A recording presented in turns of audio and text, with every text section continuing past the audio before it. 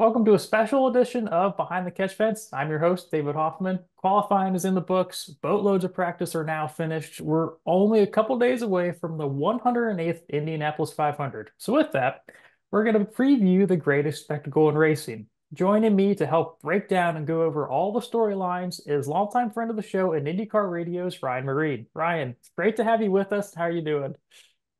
Man, it's great to be on. Great to talk with you again. And I'm so grateful. It's finally race week here in Indianapolis. All the buildup is complete. And now, hopefully, just a few days away from the 108th running of the greatest spectacle in racing. Crazy to say 108 times. Well, before we kind of get into it, into the analysis part, how would you just describe the Indy 500 from your eyes? Obviously, being a fan at one point and now being on pit lane and kind of where all the action is. Sure, I'm a native Hoosier, so no event in sports is more special to me. This is the day that my calendar revolves around. It's counting down to the next Indy 500. As soon as we go through race day, we're counting down the days again, just as quickly as that. And I think again, as a Hoosier, right, this is the event that put the city of Indianapolis, the state of Indiana, on the map, not just nationally but globally. Anywhere you go in the world, if you're talking to a race fan, they know the Indy 500, and many non-race fans know it too. So it's a really special event. It's special to get to share the city and our crown jewel, the Indianapolis Motor Speedway, with the rest of the world. And you feel like for a few hours there, the eyes of the world truly are on Indianapolis. And like I said, I love to share that experience with many people. I think you know firsthand. Actually, I like to bring in a lot of folks to our group of tickets up in turn three. I think you sat in them, in fact, a couple of years ago. For And it's Elio's always a fourth. fun, Yep. yeah, 21. And it's always a great group of people, big group of people. We're up to 20 tickets now in turn three. People coming from all over the world to join our festivities as my cat makes an appearance on the show. Uh, so, like I said, such a special event and the day I look forward to more than any other all year. So how many years have you been, on pit lane and doing IndyCar radio? Was it 2019 or was it earlier than that? It was 18 was my first year working the 500. I did a couple of races, Barber and Road America for the radio network in 2017. I did my tryout in 2016 at Road America, but the first one was 2018, and I've been in the pits ever since. Crazy. Time flies. I'm sure. It Like, does. gosh. Well, so for you, obviously you go to St. Pete, you go to Barber Motorsports Park, any of these places.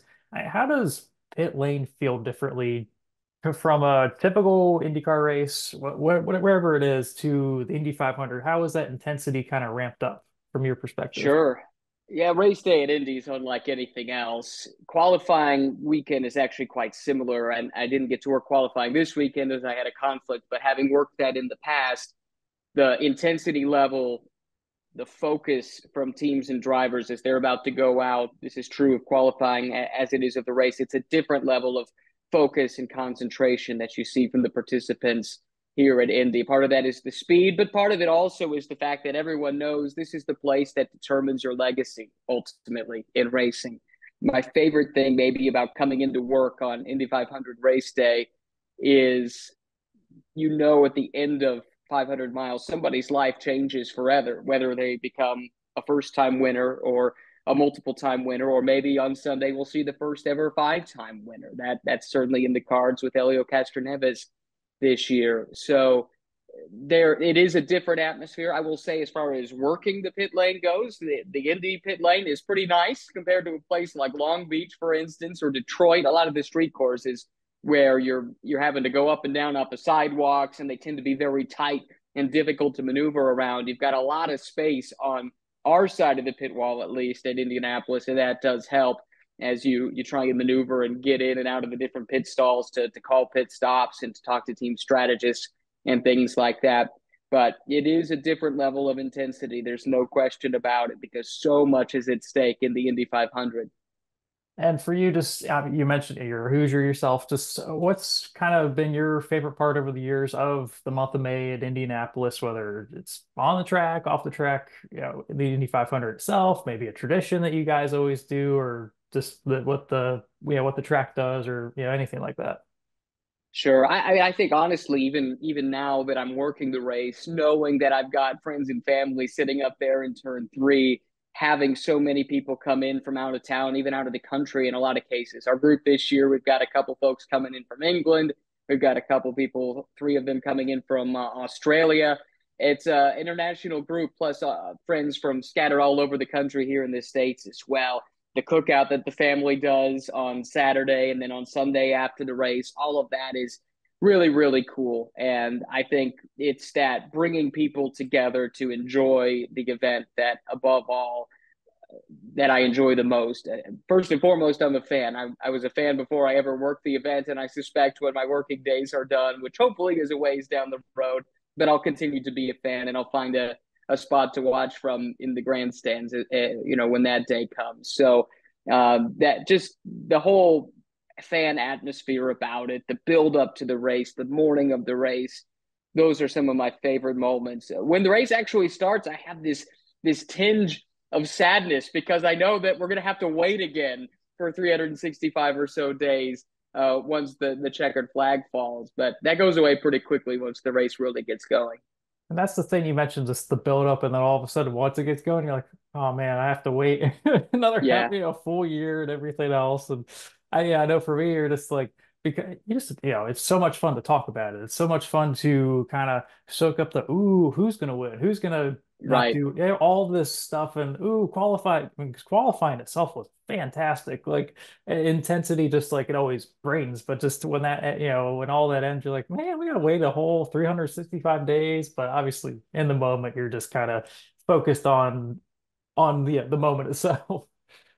Yeah, for sure, and especially with the job I've got, you're really focused in right for the bulk of the race. You get the last 20 laps or so, unless you get a bunch of red flags like we did last year, but where you can kind of sit and take it all in while the turn guys do the heavy lifting at the tail end of the race broadcast, and then get ready for the post race interviews. But yeah, during that race, it's hard to think about much else. That kind of going into what you've seen so far this month. What's been some of your biggest takeaways? Being on pit lane, kind of roaming the pits the past couple weeks. Obviously, you weren't able to be there for qualifying, but just for practice and everything else. I think the strength of Penske and the way that they've taken this huge step forward year on year is really eye popping, right? I mean, this is a team that had not qualified well for the last 3 or 4 years, and to sweep the front row, which is something that had only been done once before back in 1988, of course, by Team Penske. I mean, that was really, really impressive stuff. And also the way those qualifying runs looked, those cars looked like slot cars. They were hooked up. There were no bobbles. There was no question about the kind of speed. You didn't really doubt that they'd be able to maintain it over 4 laps. Some of the runs that went before looked a little bit more hairy. Alexander Rossi's in particular comes to mind. So I think that's obviously the standout. And then kind of part and parcel with that is the improvement that Chevrolet has made year on year. Honda, I think, has been the engine manufacturer to beat over the last few seasons. Certainly, Chip Ganassi Racing has been the team to beat over the past few years at Indianapolis.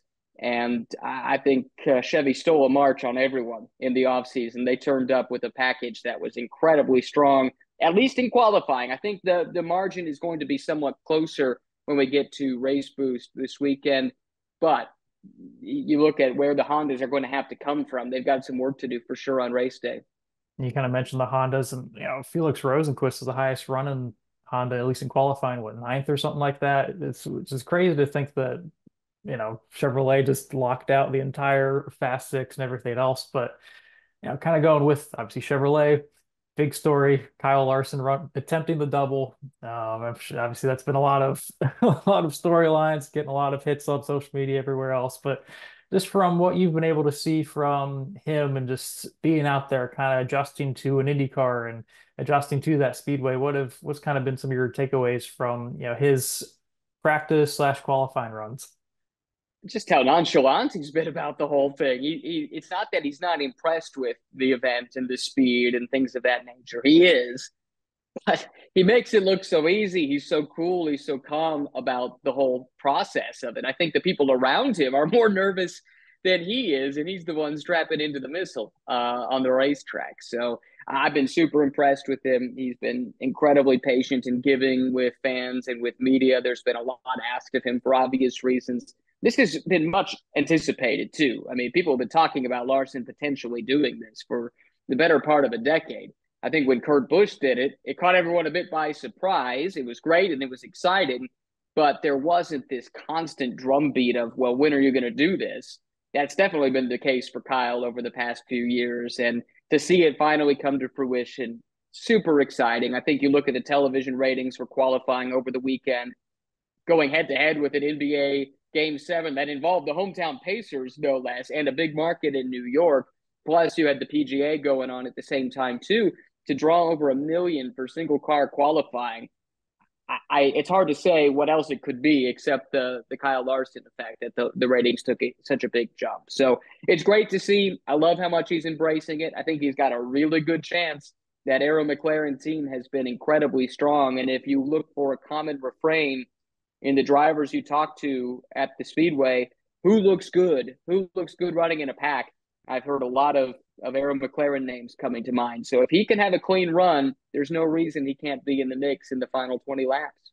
And that's the crazy thing. It's like the guy, what was running the sprint car at Kokomo Speedway a couple days earlier, and then hops into the IndyCar last week and everything else. But it's crazy because it was even more kind of hilarious because you go from IndyCar qualifying and going 240, going to the turn three, and then all of a sudden you're heading to North Wilkesboro. You get there 20 minutes before the race, gunning for the win and like making it look easy. It's funny because you always hear the argument of, or not the argument, but just the, like maybe NASCAR fans like, oh, he's just showing the IndyCar is easy. No, he's making NASCAR drivers look like garbage, and week in and week out, sprint car, it doesn't matter. He's just that generation, just that level of talent. And obviously AJ Foyt, Mario Andretti, Tony Stewart come to mind with him, but it's just so interesting because yeah, I think I don't know who it was that interviewed him and he just said it wasn't, I didn't feel that scared or I didn't feel that the speed isn't that bad. You're like, no, it just shows just who he is as a driver, just he's prepared and ready for anything. And yeah, I don't think obviously Jimmy Johnson ran the Indy 500 a couple years ago, 2022, and single car qualifying is one thing, but then the race itself, that was a completely different animal. But I don't know if I could see Larson kind of succumbing to that type of thing to where like as soon as the green flag drops, I don't know kind of what how to react to this type of thing. So I think he'll be, as long as he keeps the car clean, I feel like he'll be up there within top five, top 10 for majority of the day.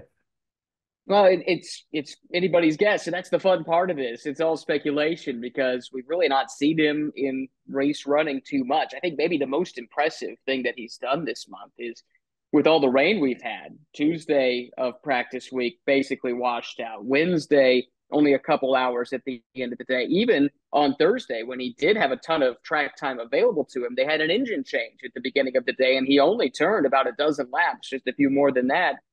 So it's not like he's had a ton of seat time in this car to get comfortable all week. I don't think we should lose sight of that fact, especially when we compare him to Kurt Busch, who I think was in a similar position where he was with one of, if not the strongest teams that year with Andretti Autosport, but it was a much drier year. He got a lot more running to get prepared for the run. I'm super impressed with what Kyle Larson did. And I guess my final point on him would be, you mentioned some of the drivers with those diverse resumes, the Andretti's and the Parnelli Jones of the world, AJ Foyt, of course, Tony Stewart in recent years. And I would put Juan Montoya in Yeah. that conversation too. He doesn't have the dirt track background necessarily, other than I think running a couple of Tony Stewart's Yeah. charity races at Eldora, the Prelude to the Dream, I think it was called. But you're looking for someone who's pretty well rounded in the last 2 decades, and Montoya's name comes to mind. And I bring it up because the engineer for Montoya when he won his second 500 in 2015 was Brian Campy, who's the Hmm. engineer this weekend for Kyle Larson. It's Brian Campy, who's now working for Hendrick Motorsports, but they brought him on board to help maybe translate the IndyCar jargon into NASCAR lingo for Kyle. And I think his experience taking a driver that, sure, Juan had IndyCar experience prior to coming back and running the 500 with Penske, but it had been a while, and he had been most recently in stock cars. So I think Brian Campy might be the unsung hero of this operation, and a cool story to keep an eye on.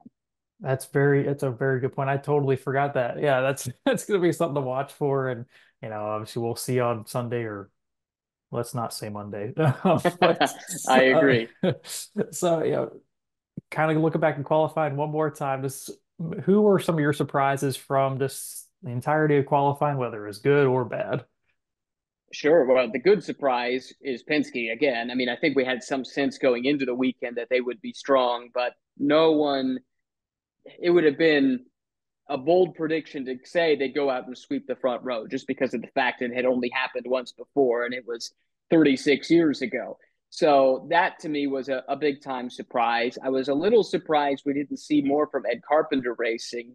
Rinus VeeKay had an amazing day on Saturday. The highs and lows of Indy on full display, right? With the crash early in the morning, the last gasp run to get him into the fast 12, and ultimately a starting position of seventh. But it's the first time he has not been the top qualifying Chevrolet driver in his entire career at Indy. So you think maybe that on a year where Chevy has the edge, he could be a guy going for pole. So to see only one ECR driver in the Fast 12 and only starting seventh, I say only, but by Rinus VeeKay's lofty standards, this is his worst start in his career at the Speedway. I think that surprised me a little bit. The biggest surprise has to be Chip Ganassi Racing. And some of this comes down to the power disparity that seemed to be on display at the elevated boost levels we use for qualifying. But if it was just the engine, then you'd think they would be the fastest Honda team based on their strength over the past few years, and they're not. Myrehn Racing and by association Andretti Global appear to have that title at this stage. So I have to wonder if running five cars for Chip Ganassi Racing with three 500 rookies, let's not forget, has perhaps blunted their edge. That would be one potential explanation. Some of it clearly is the fact that Chevy has stolen a march on Honda in the offseason, but I do think the Ganassi camp is scratching their heads a little bit at where their pace advantage has gone, because it has totally flipped on its head from one year to the next. And you mentioned Chip Ganassi Racing. Just I remember after Alex Palou won the Grand Prix a couple weeks ago, it was kind of that thought of, oh, here he goes again. He's going to get the pole. He's going to dominate the race. And then all of a sudden, I don't know the last time I've heard anyone talk about Alex Palou, which is crazy to think about considering how good he's been the last couple years there. And obviously, it's just Honda and CGR just hand in hand, but we're not talking about Scott Dixon and. I think that's obviously the number ones is Dixon, and maybe they have the race pace.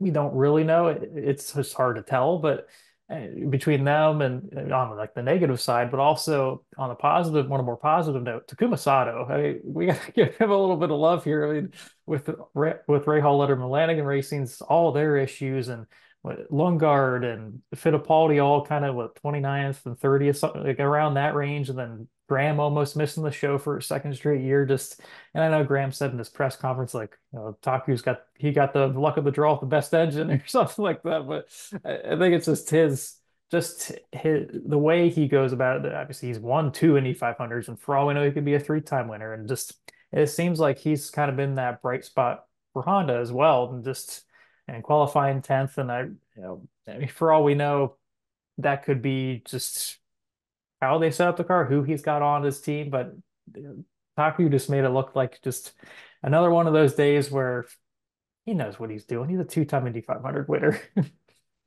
Yeah, he's impressive, isn't he, for a team that just hasn't been able to find its footing really since he won in 2020. It's kind of amazing to think that it wasn't that long ago in the grand scheme of things when they were towards the top. Graham Rahal's had some good runs in that same kind of time window, but the last few years have been a real struggle for the team. But to see him so far above the teammates, it is eye opening for sure. One little note on Graham Rahal, by the way, starting 33rd. Remember, he started 33rd last year when he subbed for Steph Wilson. One of my stat guys told me this is the first time that a driver has started 33rd in consecutive years. Now, caveat to this, of course, is what happens if it does rain on Sunday, if Kyle Larson doesn't end up starting the race, at the time we're recording this, at least, what the plan for Arrow McLaren isn't totally settled. You would think, and it sounds like it might be trending towards Tony Kanaan filling in, which would mean that car would then have to start 33rd. So my wife actually pointed this one out to me. So Graham Rahal would have qualified, well, not qualified at all, then started 33rd. Then the next year, qualified 33rd, but not started 33rd. And what a weird sequence of events that could be, and kind of a strange little historical quirk. Yeah, that didn't even think about that either. It's just it's crazy because of I mean, he's had those good runs. You mentioned 2020. I mean, he ran third in that race. He was Right? a part of that battle, and it's just crazy. Yeah, 2, 3 years down the road, and they're kind of like the bottom of the totem pole. And who knows who knows where they go from here and how they get that competitive, just find something out of the race car. But we'll just have to kind of wait and see. Just as race time comes here in a matter of days. Yeah, obviously qualifying pace is one thing, but race pace is from your perspective, just watching practice, and who knows how much teams and drivers have been focused on race pace, yeah, before qualifying and everything else. I know it's been a big proponent, but who do you feel kind of seems the most confident going into Sunday, just in terms of race pace and where their car balance is at? Heard a lot of good things about the McLaren cars, like we talked about earlier. Early in the week last week, I heard Pato O'Ward's name bandied about a lot, Alexander Rossi too. When you asked other drivers who looked strong in traffic, Scott Dixon pointed out Joseph Newgarden to me when I asked him about that at practice on Monday. I've heard some pretty good things as well about the Shank and Andretti cars. A couple people have said Elio looks kind of sneaky strong, little bit starting further back, but certainly could be in the mix. And Colton Herta is one I've kind of got an eye on too, to see what he could do coming forward. It kind of feels like he's due for a big result at the Speedway. But of course, the names I'm leaving out from the Honda side again is Chip Ganassi Racing. And in that same interview where Scott Dixon was talking about Joseph Newgarden, he was scratching his head and wondering what they were going to do, trying to find the pace relative to their competition come race day. I suspect they can figure it out. It's a smart bunch, and they've got some very, very good drivers there with Palou and Dixon in particular that I think could be in the mix by the end of it. But they've got a long way to come from, starting pretty far back in the pack. And you mentioned some of the guys, that may have that race pace, may have that edge. Who may surprise in the race on Sunday? It's so hard anymore because the field is quite strong. I don't even know who qualifies as a surprise these days. I mean, you might say Ryan Hunter-Reay, right? And he's starting 12th. He's driving for Ryan Bold Racing with Cusick Motorsports, the only team that is an Indy only team in the field.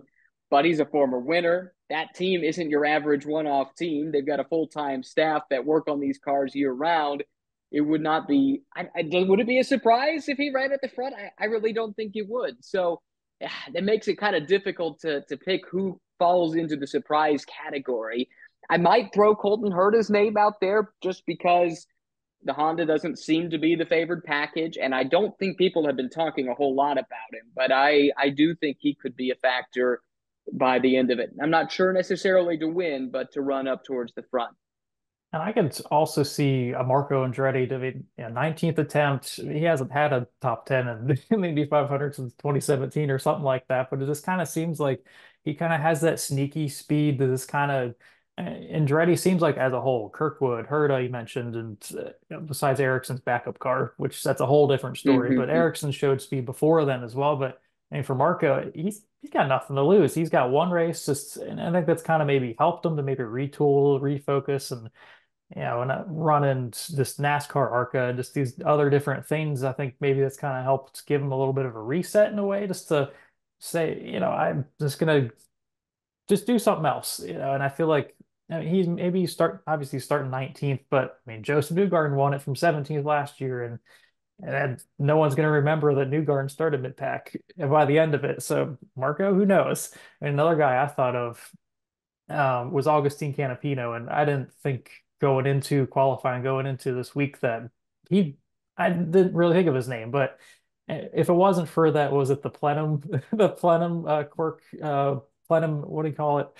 Moment, Event or yeah, yeah. event, yeah, something like that. If it wasn't for that, he probably would have been in the Fast 12, which would have been a crazy surprise in itself. But maybe, Romain Grosjean's had his fair share of, decent runs on ovals. I feel like he's kind of been able to be more keen to it here recently. But for Canapino, I mean, for a guy who came from, touring cars and all this stuff to put on a performance like he did, qualifying, and then on Monday, what he had, was he fourth at the end of the speed charts by the end of it or something like that? And it's just pretty decent considering everything. Who knows if he'll actually be able to put a full race together, but it's very promising considering where his background is and how far he's come. So maybe he'll end up being the guy that kind of sneaks into the top 10 by the end of it.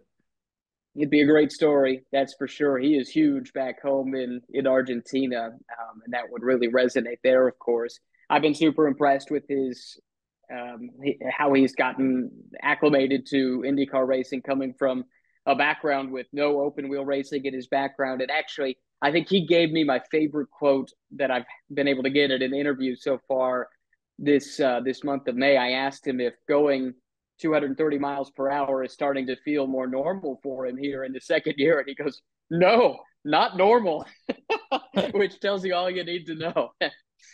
Oh my gosh. I mean, he's making it look normal, at least on the outside. Right. And for you to, on the flip side of that coin, who do you feel maybe could disappoint?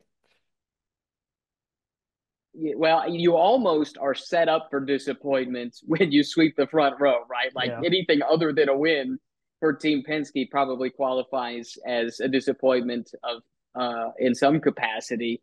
I think you got to wonder about the Ganassi cars and what they're capable of. That's a team that expects to run at the front here at Indianapolis, and I don't know that they've got it. I don't know that they're going to be able to. I certainly hope I'm wrong. It would be good for the sport to see Scott Dixon break through and get that long-awaited second win. It would be a record, by the way, for the number of years elapsed between wins. Juan Montoya holds that record currently, but he didn't run every race in that drought, right? When he was off in F1 and in NASCAR. Dixon's been here every year, and he's been in the mix every year. He's led more laps at the place than anybody else in the history of the race, and only has the one win to show for it. I think Palou is a guy who has shown that he's going to be a factor for these races for many years to come. But I don't know if this is the year. I just don't. So if you're looking for a team that's probably poised to disappoint a little bit, it's probably CGR, unless I'm proven otherwise. Obviously, they're all very good, options, and I went back and forth with this, and I don't want to say it, but I feel like it, because of the pressure, because of the amount of hype that's around it. I could see a guy like a Kyle Larson, unfortunately, maybe not up to the fan standards or what they feel like is possible, but this, he's never run this race before, and there's only so much that you can learn from a Tony Kanaan on top of your pit box and everything else. And just, he's gone through all the motions, done everything that he can. You mentioned this with the lack of practice and just race running, and maybe that could bite him a little bit. It's kind of a iffy type of feel, but at the end of the day, I feel like if anyone is going to, kind of trump that, it would be Kyle Larson. But it is also kind of a intriguing point of, there is that possibility that it is way different than he even expects it to be. Again, I just don't know what the expectation levels are realistically for him. I think if he has a day like Kurt Busch and has a nice solid run, finishes sixth, then it's a success. If he can have a day like Fernando Alonso had, even though it didn't end in glory, it ended with the engine going up in smoke, it's still a pretty darn good day because everyone knew he was there. Uh, so I don't know. Even if he has an anonymous day and finishes 13th, in some ways that's still a success for him. Maybe not to the lofty standards others have placed on him, but to Kyle's credit, he has always been very upfront about the challenge this poses, and I think he's realistic about his chances. That's not to discount his ability to win. He certainly could win. I don't think it's likely, though. And you go back to comments made by someone like a Rubens Barrichello, for instance, who came and ran this race one time. And he felt like for the first 180 laps or so, he was right there and he knew exactly what he needed to do. But the intensity dials up there in the final 20 laps. And by his own admission, it caught him out. You think about Nigel Mansell as a rookie leading and having a chance to win, got caught out on a restart late in the running of that race, too. I think there's something to be said for experience in this race. There aren't many rookies that win. And as a consequence, I'd be surprised to see Kyle win, but I wouldn't be surprised to see him have a nice solid day. Even a top five day is not out of the realm of possibility.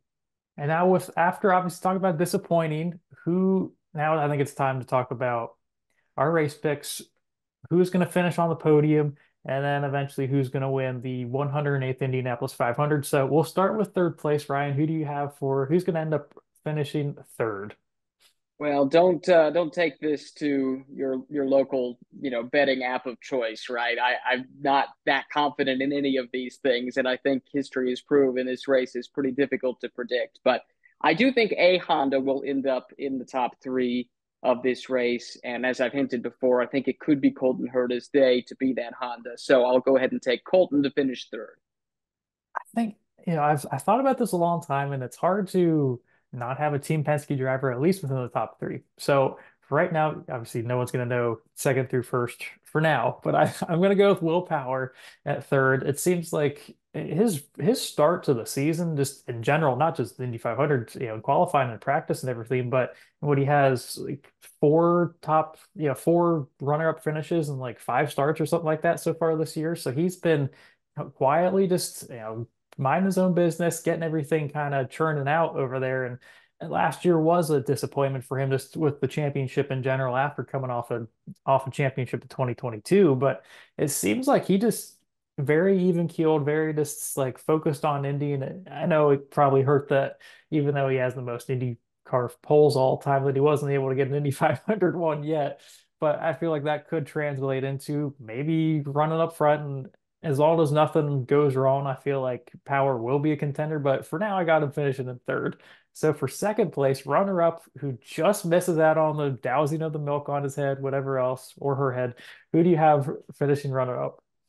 Well, quickly to put a bow in the Will Power discussion, I guarantee he is aware that he doesn't have an Indy 500 pole, and I guarantee it is bothering him because he did not like it when I asked him about that last week. It was polite about it, of course, but you could tell that's something that sticks in his craw. He would love, love, love to get that first Indy 500 pole, but he knows that the big trophy gets handed out on race day. As for a runner up, I agree. I think there will be a Penske car in the top three. I was torn between Power and Scott McLaughlin.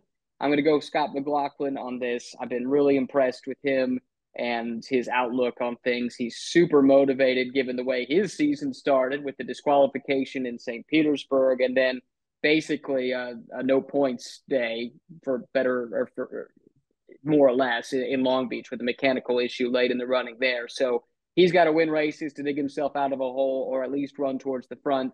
He seems to have this place figured out. And I think Scott McLaughlin could be the guy to at least challenge for the win for Team Penske this year. And you keep hearing about just he's got like the secret person in his corner. Help. Yeah.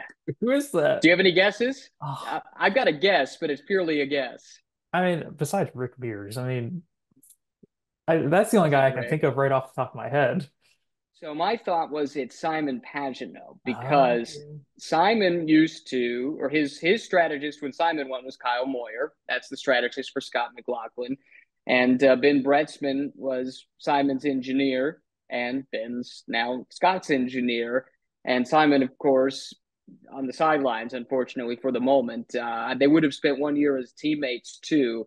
So I don't know how close they were in that time, but they both live in North Carolina. It's the best guess that I've been able to come up with as someone who might be able to provide some insight for Scott, but purely speculation. purely speculation, but I feel like that could be a very, very good guess per se.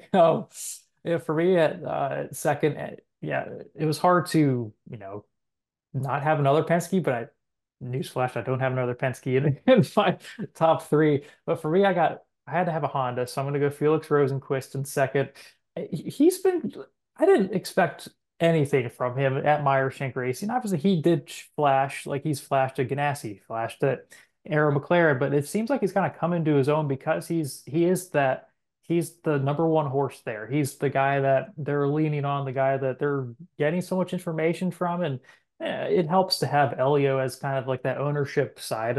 I'm sure that's helping a lot more than we even see or realize on a daily basis. But hey, for Felix to, just kick off the season so strong, notch a pole, being able to just be up front and finish in the top 10 every single week, and then coming into the month of May, kind of being like Colton Herta, being that lead Honda driver. And I know last year was it the 100 days to Indy, Felix had said he thought he had the best car. He thought he was going to be the one winning until that crash there towards the end with Kirkwood. But eh, I could see him being up there, and he's been in there long enough. I think 2022 he finished third or something like that, and he's kind of figured the place out. So I don't have him win it, but he absolutely could. So I'll have him. We're going second. Well, the team knows how to win. I agree. He seems to be running strong in recent years at the Speedway. He's made 5 starts. He's led laps in 4 of them. So, yep, Felix Rosenqvist, it could be his day. So everyone who's been watching, it's all been waiting for who we have winning the 108th Indianapolis 500 ride. All right, who do you have winning the race? Who's going to be drinking the milk? Who's going to be kissing the bricks and all the pageantry? Coming into the month, my pick was Pato O'Ward, and that had stayed the same up until I left the track on Monday after the practice on Monday, and Pato was giving a press conference where he was pretty upset. He said that they found something with the car that was keeping him from having the kind of pace he thought they would need to win, and he wouldn't divulge what that thing was. And he also said it's easier to talk about than it is to fix it. So that's a little bit ominous there, too. So that's got me backing off of the Pato O'Ward pick. I reserve the right to go back on the Pato O'Ward bandwagon if after Carb Day, he says everything's good and he's ready to fight for the win. But barring that, his teammate Alexander Rossi is the pick. He's looked really, really strong. His finishing record at this race is outstanding. And like I said earlier, when you ask other drivers which teams look the best in traffic, Arrow McLaren is the one that I've heard the most. So I think Alexander Rossi picks up his second win, becomes the 21st multi-time winner of the Indianapolis 500, and can finally appreciate what it means to be standing there in victory lane. Because as we all know, when he won as a rookie, I think he was as surprised to be there as we were to see him there. Man, that feels so long ago. And yeah, great pick. I feel like you could tell he's kind of irritated by the Penske lockout because he kind of was like, they're to do it, John doing this talking stuff. And I feel like he had kind of the mulligan year per se with Arrow McLaren, getting everything kind of like ironed out. And now it seems, yeah, like he's been fast all month. And we know he'll make a pass at any point. He was close in 2019 with Pagenaud, and Pagenaud, overtook him there towards the end there. But yeah, I could absolutely see Rossi getting that second one. And I mean, he's as hungry as ever. That dude hasn't been to victory lane. Well, was 2022, correct? With at Yes, the Grand Prix or something at Indy or the the fall road following. course race or late summer, I guess. Yes, Yeah. that was his last win in his final year with Andretti. So for all we know, he could be the one dousing the milk for a second time. But I've been hammering on the table the last 2 years about this guy, and eh, it'd be kind of an upset, maybe a little bit, but I'm gonna go Santino Ferrucci. It seems Okay. like he's just been that guy that eh, last year was that first year that he had that experience qualifying very good, being up front, not having to kind of charge his way towards the front, and then you're there at the end and not enough time to really, you know, get up with the leaders and everyone else. I just feel like you don't have five top 10 finishes in 5 starts at that race with 4 different teams and it not mean something. So I feel like he's got that place figured out. He's using the exact same car he did, last year coming into this year. And it just seems like, man, that dude he's no short on confidence, but it would be really, really cool to see an AJ Foyt, number 14 going back to victory lane. And I mean, what better place than Indy? So I'll go Ferrucci. I know it's a little bit of a stretch, but I feel like he'll be a contender and he knows how to get around there. So we could see a first time winner in the Indy 500. That would be cool to see. It would be the 6th win for AJ Foyt, either as an owner or as a driver. It's been since 1999, and Kenny Brack since a Foyt car has gone to victory lane at Indy. It would be amazing. It would be a wonderful story. Ferrucci is I know he's controversial. He's got a checkered past. It's safe to say, but I will say my interactions with him professionally have been wonderful. I think he's a great interview. He's a lot of fun. He's willing to wear the black hat a little bit, which the series probably needs. And I think that would be a popular winner in a lot of circles. Maybe not amongst the other drivers, but in the fans, with the fans, and certainly for AJ Foyt. My biggest question mark is not about Santino. It's not about the engineering. I mean, they've got Mike Cannon working on that car. That's who engineered Santino as a rookie, too. Let's not forget when he had a top 10 run as a rookie with Dale Coyne. The only question mark is, can they execute in the pits for 5, 6, 7 stops, whatever it's going to take? That team has had its fair share of issues over the years. Last year, they were just about perfect in the pits. They kept Santino in the mix, and he did his thing and gave them their first podium finish as a team in a couple of years. If they can do that again, there's no reason he can't win. But I think that is the biggest question mark about Santino and his chances to win. Can the pit crew hold up their end of the bargain? If the answer is yes, then I don't see any reason why he can't be up at the front. You mentioned the pits. I remember last year his with the tire did go over the line there towards the end, but the tire changer grabbed it in the nick of time and he got Yep. like a warning or something like that, which was obviously very fortunate.